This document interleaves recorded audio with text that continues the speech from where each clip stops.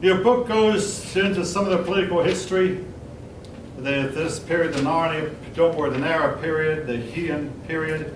I could pronounce that Heian period. But I do want to point your attention over to the samurai.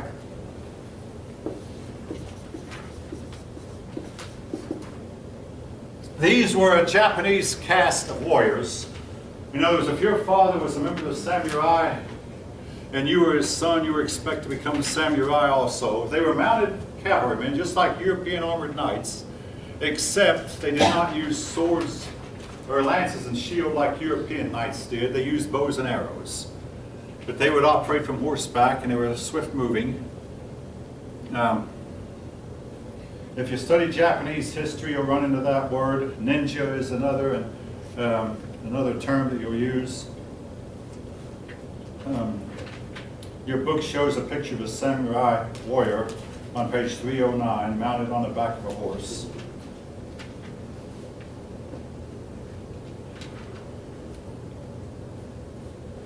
Anyway, your book, again, on page 309, uses that word feudal. Keep that word feudal in mind because we're going to run into it big time. The best example of a feudal system was Europe during the Middle Ages, but India had something that resembled it, as did Japan. Feudal system means that you have a king, but he has no authority, that the power actually resides in the nobility. This nobleman here and that nobleman there, the nobility is scattered, but they are the power, the backbone of the society, and they give lip service to obeying the emperor or being subservient to the king or the emperor. But in actuality, the nobles are in control. A loosely confederation of people. Your book even may raise the question, was Japan a feudal system? Women,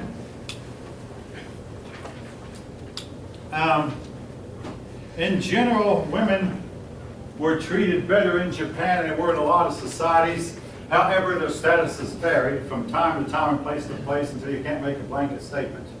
Now, if you study second semester world history, assuming we use the same book, your authors will state that in time of peace, the Japanese gave the women more freedom, but then when war broke out, they would have to put felt like they had to put the women under subjection again or subservient. But their status varied again from one locale to another or from one time period to another. And in general, though, you can say that they were subservient, but not as much so as were the women, for instance, in China, or the women in the Muslim world. In addition to introducing Buddhism into China, into Japan, the Chinese also introduced smallpox. Now, from time to time, your authors will mention smallpox.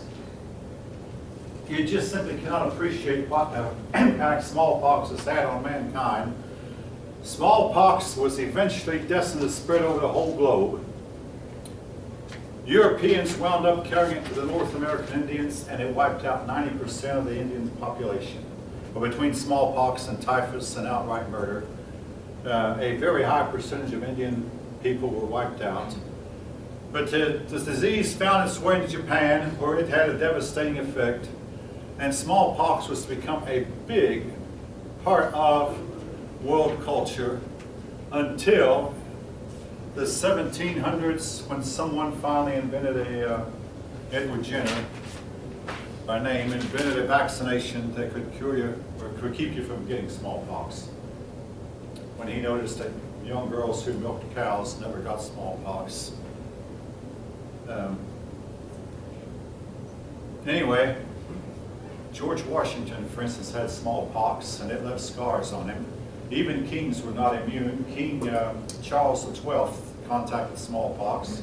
He survived it, but it left him permanently scarred with pockmarks over his face and over all of his body.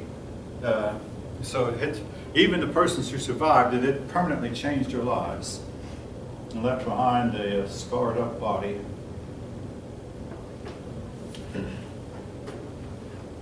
I'll say this about smallpox. I had one. I had a smallpox vaccination when I was 6. And it used to be that everybody you saw in America, when they were wearing short sleeves, you could see the smallpox vaccination. Some of you might know what I'm talking. You can see it with the older folk. They eventually learned that these smallpox vaccinations wore out after time. So I had another one when I was 30, when I joined the Army. They gave us all one, as some of you might know what I'm talking about. But the ones that they're giving now, the ones do not scar you up. But the ones I had, and the ones they gave for many, many generations, would fester into one little smallpox festering that would permanently scar that part of your arm where the tip is administered. They jab you 6 times in an hexagonal shape. And again, some of you probably know what I'm talking about. You'll see it on the older people. I have one. You won't see it on the younger people. By the way, do they give smallpox to infants, back to infants anymore? I don't think any of my children. My children had all the vaccinations that the law required, but I can't recall if any of them were smallpox or not, because my wife took care of a lot of that. Anyway,